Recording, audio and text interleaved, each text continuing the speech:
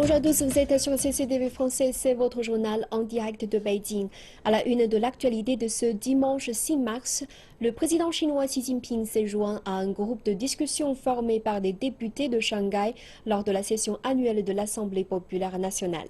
Le président Xi a déclaré que les 5 dernières années ont été importantes pour le développement de la Chine grâce à des progrès dans les secteurs politiques, économiques, culturels, sociaux et écologiques. Xi Jinping a également souligné l'importance de la réforme structurelle de l'offre en rappelant que le pays devrait être plus innovateur, coordonné, écologique, ouvert et partager davantage son développement. Le président chinois a aussi émis une mise en garde contre l'indépendance de Taïwan en disant qu'il ne serait pas permis que la tragédie histoire de la récession se répète.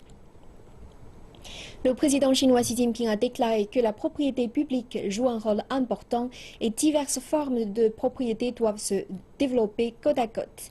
Le président chinois a fait ses remarques lors de sa participation à des discussions de groupe avec des conseillers politiques de l'Association pour la construction démocratique de Chine et de la Fédération nationale de l'industrie et du commerce.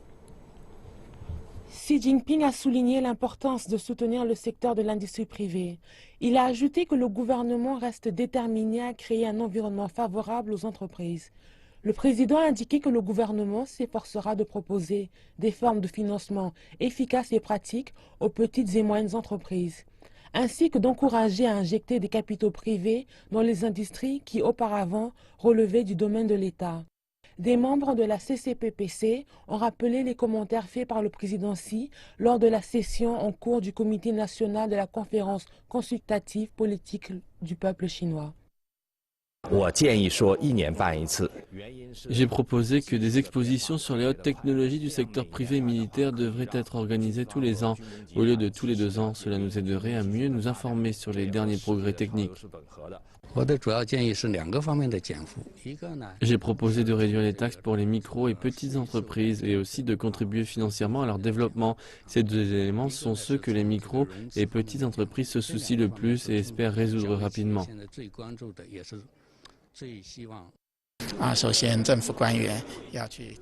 Le président Xi a déclaré que les responsables du gouvernement devraient être plus attentifs aux besoins des entrepreneurs et les aider à résoudre leurs problèmes. Il a indiqué qu'il est impératif que les responsables se rapprochent des entrepreneurs, mais en même temps, la relation entre responsables et entrepreneurs doit être saine. C'est ce que j'ai compris.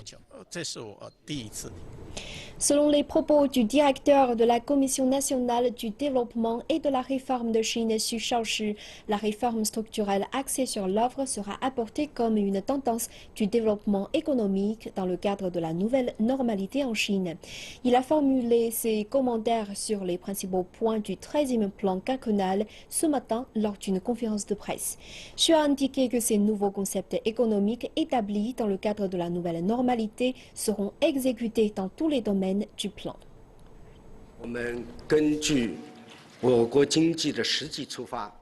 Selon la réalité économique chinoise, nous aborderons la réforme structurelle axée sur l'offre comme une tendance de nouveaux concepts et de développement économique dans le cadre de la nouvelle normalité. De cette façon, nous pourrons établir des piliers politiques, à savoir des macro-politiques stables, des micro-politiques industrielles flexibles, des politiques de réforme pragmatiques ainsi que des politiques sociales rigoureuses. Et le Premier ministre chinois Li Keqiang a mis en avant 8 tâches pour cette année dans son rapport de travail pour le gouvernement. L'une d'elles est une nouvelle période d'ouverture de haute qualité. Le Premier ministre a déclaré que cela commença avec l'initiative Une ceinture et une route, laquelle relie l'Asie et l'Europe. Nous allons promouvoir le développement régional intérieur, l'ouverture et la coopération économique internationale d'une manière coordonnée. Nous allons travailler avec d'autres pays et régions pour construire des couloirs économiques terrestres et des pôles de coopération maritime et promouvoir la connectivité, la coopération économique et commerciale et les échanges culturels. Nous travaillerons pour développer des mécanismes de coopération pour assurer une compatibilité dans les procédures de dédouanement le long des routes et construire des réseaux logistiques internationaux. Nous allons promouvoir le développement des zones de coopération économique frontalières, des zones de coopération économique transfrontalières et des zones de coopération économique et commerciale extérieure. Avec un engagement pour arriver à un développement commun et partager la croissance à travers une consultation commune, nous assurerons que l'initiative Une ceinture et une route crée des liens de paix, d'amitié et de prospérité commune.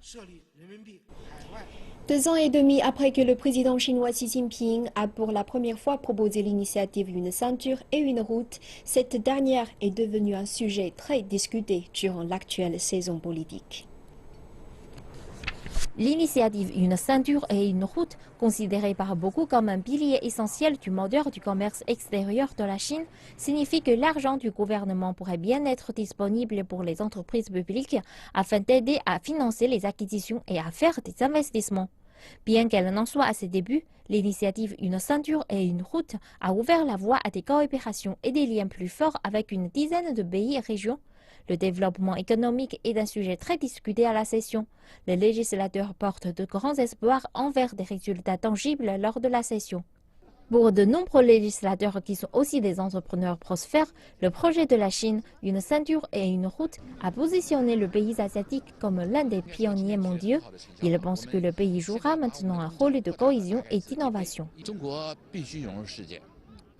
La Chine doit s'intégrer au monde. L'initiative Une ceinture et une route offre la chance à la Chine d'établir les règles. De mon expérience, je suis dans le secteur agricole. L'initiative offre sans aucun doute plus d'opportunités.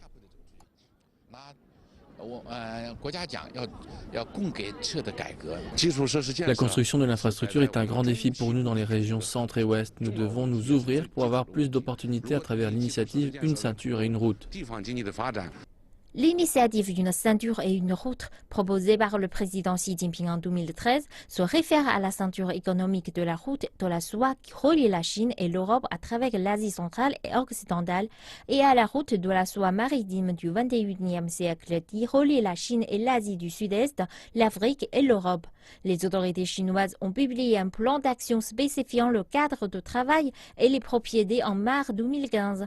Les législateurs disent qu'ils aimeraient voir plus de concepts mis en pratique.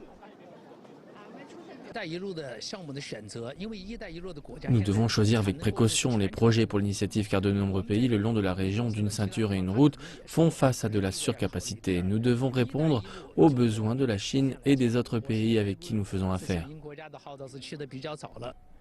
Avec un contexte de crise économique mondiale associé à des défis pour passer à une croissance plus inclusive, l'initiative Une ceinture et une route signifie que la Chine continuera à être l'un des principaux moteurs de l'économie mondiale. Les 2 semaines de rencontres politiques à Beijing attirent l'attention universitaire de partout dans le monde. Certains d'entre eux ont développé un intérêt pour la Chine et son évolution au cours des dernières années. Yuri Tavrovsky est un universitaire russe qui se spécialise dans les questions chinoises. Ses connaissances viennent non seulement des livres, mais aussi de ses expériences de voyage. Il se dit très impressionné par l'idée de la mise en place de l'initiative Une ceinture et une route. J'ai visité un grand port dans l'est de la Chine. Ce qui m'a surpris, c'est qu'il sert de plaque tournante pour le commerce avec le Kazakhstan. Ce port, grâce à la route de la soie, relie la ville de Liangyungang en Asie centrale. Monsieur Tavrovsky a publié plusieurs ouvrages sur la croissance de la Chine, dont un portant sur le rêve chinois, comme le président Xi Jinping. Il espère que ces livres vont permettre aux Russes de mieux comprendre la Chine. La Chine se trouve actuellement dans sa nouvelle norme de développement. Il ne fait aucun doute que l'avenir de la Chine est brillant. Je pense que nous avons de la chance d'être voisins de la Chine et nous sommes encore plus chanceux d'avoir une bonne relation. David Dollar est une sommité en ce qui concerne l'économie chinoise et les relations économiques entre la Chine et les États-Unis. Entre 2009 et 2013, M. Dollar a été l'émissaire pour les questions économiques et financières du département américain du Trésor. Il a salué la décision de la Chine d'amorcer une réforme de la gestion de l'offre. Depuis longtemps, la croissance de la Chine a été alimentée par les investissements et tout cela était nécessaire, le besoin de logement et d'infrastructures, mais ces besoins ont été comblés. Les gens consomment de plus en plus de services, alors c'est naturel qu'il y ait une période de transition entre les investissements et une économie basée sur la consommation. M. Dollar estime que la Chine a fait d'énormes progrès économiques au cours des dernières années. Le pays a maintenu une croissance rapide et a aussi réussi à contribuer de façon positive à l'économie mondiale. L'ouverture de l'Assemblée populaire nationale s'est déroulée au Grand Palais du Peuple samedi matin. Après avoir écouté le rapport de travail du gouvernement de cette année, plusieurs diplomates et responsables étrangers ont salué les plans économiques de la Chine. Plus de détails avec Xie Chengcheng, notre envoyé spécial à l'APN. Bon, par rapport à la situation économique actuelle du monde entier, je crois que les chiffres sont très intéressants. Surtout que ce sont des chiffres qui tiennent compte de la situation économique de la population de la Chine. Je crois que ce sont des chiffres qui sont encourageants. Surtout à ce moment où tout le monde fait face aux problèmes économiques. C'est la première fois que je participe à la réunion de l'Assemblée populaire nationale et je suis très impressionné par l'honnêteté de la présentation. Les raisons sont très claires et très bien gérées sous ce 13e plan quinquennal. Je pense que la focalisation sur l'amélioration de l'économie pour la prospérité du peuple et de la nation est très claire et que c'est réalisable grâce à la direction stratégique de la Chine, du commandement du président Xi Jinping et du gouvernement chinois. Je pense que c'est très clair et que tous les objectifs pourront être réalisés sous le 13e plan quinquennal.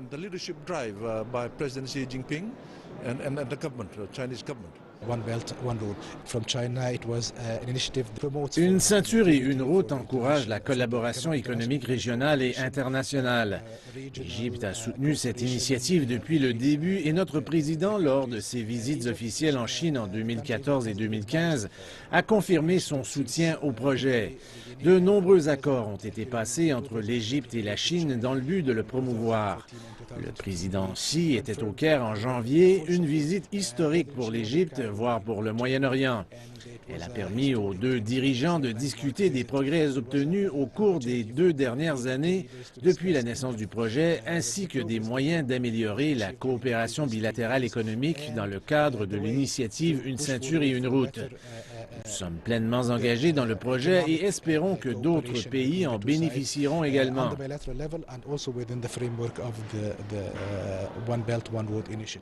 China is at a very important period in their development because La Chine traverse une période de développement critique car elle passe d'une économie basée sur les exportations, l'investissement et la production de masse à une économie basée sur la consommation.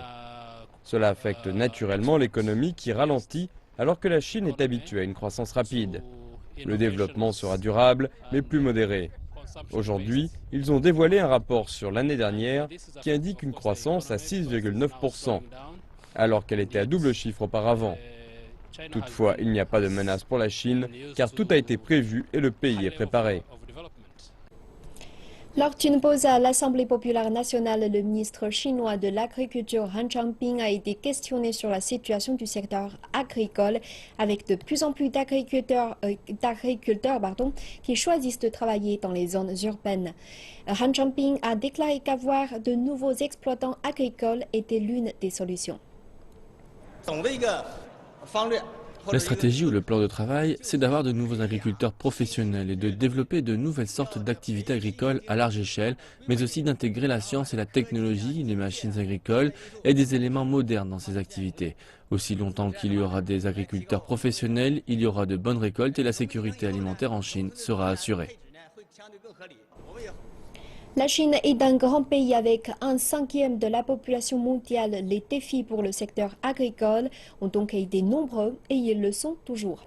Voyons à présent ces défis et la situation dans laquelle se trouve le secteur. La Chine est le 3e plus grand pays du monde, mais elle doit nourrir 1/5 de la population mondiale avec seulement 8% des terres arables et 6% des ressources en eau de la planète. Car le territoire chinois est composé pour majorité de zones montagneuses et de déserts. Ainsi, les terres cultivables ne représentent que 11% de sa superficie totale. Elles sont de plus grignotées par la désertification et l'urbanisation. 1% d'entre elles disparaissent chaque année. La pollution des sols est par ailleurs préoccupante, les métaux lourds ayant par exemple contaminé 10% des terres agricoles. Et les ressources en eau sont inégalement distribuées entre un sud humide et un nord sec. La Chine doit également prendre en compte les aspirations des habitants des zones rurales. qui gagnent en moyenne 3 fois moins que ceux des zones urbaines, alors qu'ils représentent près de la moitié de la population. La situation est donc critique. Pourtant, elle est loin d'être désespérée. De 1978 à 2011, la production agricole chinoise a été multipliée par 4,5. La Chine est devenue le premier producteur mondial de blé, de riz et de pommes de terre. Elle est également le premier producteur mondial de porc et de volaille et est de loin le leader de l'aquaculture avec les 2/3 de la production de la planète. Cette hausse de la production s'est accompagnée d'une hausse et d'une diversification de la demande. La population étant plus riche, elle consomme plus de viande, d'œufs et de produits laitiers. C'est pourquoi, après une période d'autosuffisance en céréales, dans les années 90, les importations ont redécollé. Entre considérations économiques, sociales ou encore environnementales, le chemin de la Chine vers une agriculture durable est donc étroit. Mais sa marge de progression est énorme. Les exploitations chinoises étant essentiellement familiales, leur superficie moyenne est de 0,65 hectares, contre 169 pour celle des États-Unis, leur premier fournisseur de produits agricoles. Merci de nous rejoindre pour la seconde partie de cette édition. Le principal organisme de l'opposition syrienne, le Haut Comité des négociations, a déclaré qu'il n'avait pas encore décidé s'il participerait aux nouvelles discussions de paix le 10 mars. Un porte-parole a déclaré qu'ils attendaient des avancées sur la question humanitaire et sur le respect du cessez-le-feu. Son allié, l'Arabie saoudite, continue de dire que le président Bachar al-Assad doit se retirer, mais l'envoyé de l'ONU, Staffan de Mistura, dit lui que c'est au peuple syrien et pas aux étrangers de décider du destin d'Assad. Il a ajouté que les pourparlers de paix reprendraient jeudi à Genève. Ces discussions seront les premières depuis qu'une trêve a commencé il y a une semaine. De Mistura a enfin déclaré que les rencontres préparatoires auront lieu avant des discussions poussées avec chaque faction. Le gouverneur de la région grecque Macédoine centrale s'est rendu dans le camp de réfugiés situé à la frontière avec la Macédoine. Il a conseillé à la Macédoine et aux autres pays de l'ancienne Yougoslavie d'ouvrir leurs frontières immédiatement. Il a ajouté que l'Union européenne devrait prendre des mesures contre les pays qui ferment leurs frontières s'ils sont membres de l'UE ou s'ils souhaitent le devenir. C'est une grande crise humanitaire. J'ai demandé au gouvernement de mettre la zone en état d'urgence. Nous faisons ce que nous pouvons en tant que gouvernement régional avec les municipalités pour soutenir le très important effort de la Croix-Rouge et des autres ONG qui sont ici pour aider les réfugiés. La ville frontalière d'Itoménie, dans le nord de la Grèce, est devenue le point chaud de la crise des réfugiés en Europe. Près de 12 000 réfugiés, la plupart originaires de Syrie ou d'Irak, se trouvent bloqués dans des conditions sordides. Plusieurs pays européens ont imposé de nouvelles restrictions d'entrée sur leur territoire. Ces décisions ont bloqué le passage des migrants qui veulent sortir de Grèce. Un flux sans fin d'hommes, de femmes et d'enfants à la recherche d'une vie meilleure en Europe du Nord. Ils marchent à travers les champs et le long des autoroutes, et lorsqu'ils parviennent à cette ville frontalière grecque, voici ce qui les attend. Un petit camp de transit transformé en gigantesque ville recouverte de tentes, avec un accès limité à la nourriture, aux abris et aux soins médicaux. Il pleut depuis 2 jours et le terrain est devenu boueux. De nombreux enfants sont malades. Nous avons rencontré ici la petite Leïla, âgée de 3 mois, et sa mère, originaire de Syrie. Puis Mohamed, 23 ans, accompagné de son épouse et de sa famille. Ils attendent de traverser la frontière depuis une dizaine de jours, et ils n'ont plus d'argent. Nous ne sommes plus rien en Syrie, nous sommes venus ici pour nous sentir humains. Mais en fait, nous avons trouvé la même chose, nous sommes traités comme des animaux. Les agences humanitaires distribuent de la nourriture. La file d'attente s'allonge de jour en jour. Il faut ainsi attendre près de 2 heures pour obtenir un sandwich, quelques fruits et de l'eau. La Grèce a mis en place un nouveau camp, situé à seulement quelques kilomètres de là, où les réfugiés peuvent profiter de meilleures conditions de vie. Mais la plupart veulent rester près de la frontière, au cas où les portes s'ouvrent.